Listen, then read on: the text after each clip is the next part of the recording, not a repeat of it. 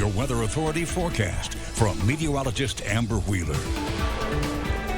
Well, we're heading into Monday with some low humidity. If you liked today, you're going to love tomorrow. Really low humidity arriving tonight. In fact, you probably felt it today. It's even lower tomorrow. It's going to give us a cool start for tomorrow morning. Very low storm chances this week, and then we'll heat up later in the week. So here's where we're at. We had that front that pushed through, and now all this dry air is sinking into play. Right now, you've got dew points that are in the low 60s. Just an hour ago, they were in the upper 60s, so they are crashing here. So that means our humidity is really lowering heading into tomorrow. So the dew points are going to be in the 50s for tomorrow. To give you perspective here, in the heat of summer, in the thick of summer, we're seeing dew points in the mid to upper 70s typically. So this is about a 20-degree difference. That's going to make the air feel great. Now we're going to see the dew points rise a little bit on Tuesday with a little bit of an easterly wind here. So it is a real drop in humidity and a small rise here heading into Tuesday. But I think you'll still like the feel of the air. This is not going to be real sticky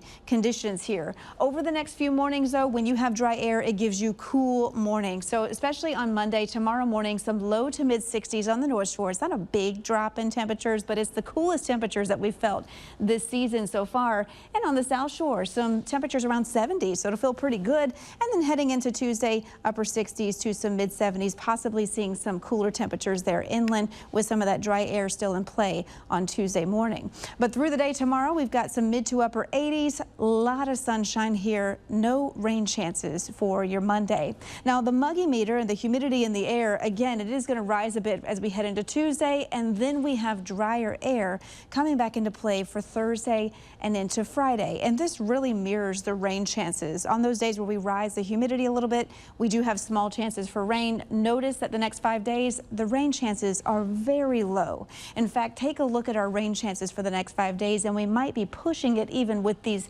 maps here. I think your highest chance is going to be on Tuesday with about a 30% chance for some rain. Here's how this will go heading into Monday. Lots of sunshine, a little bit of a breeze from the north, just helping to reinforce that dry air. But once we get into Tuesday, we'll shift that wind. It'll become more easterly. We'll see a little bit of a rain chance push inland. This is about a 30% chance for some rain for you, and that is the extent of your rain, the highest chance for some rain all week. Now, in terms of temperatures this week, to go along with the low humidity, we do have some cooler temperatures, and I'll use cooler in air quotes. It's still pretty warm when you're in the sun. This is still summer sun technically, upper 80s, and then as we head towards the second half of the week, we've got those low 90s back, which is going to be considered above average. We'll be under a ridge of high pressure, and that is going to give us some pretty warm, pretty hot and dry conditions. Now beyond the 7-day, here is the 6 to 10-day outlook. Confidence is there that will probably stay around average. Confidence is also there that we're going to keep this average and dry forecast. So what you're feeling over the week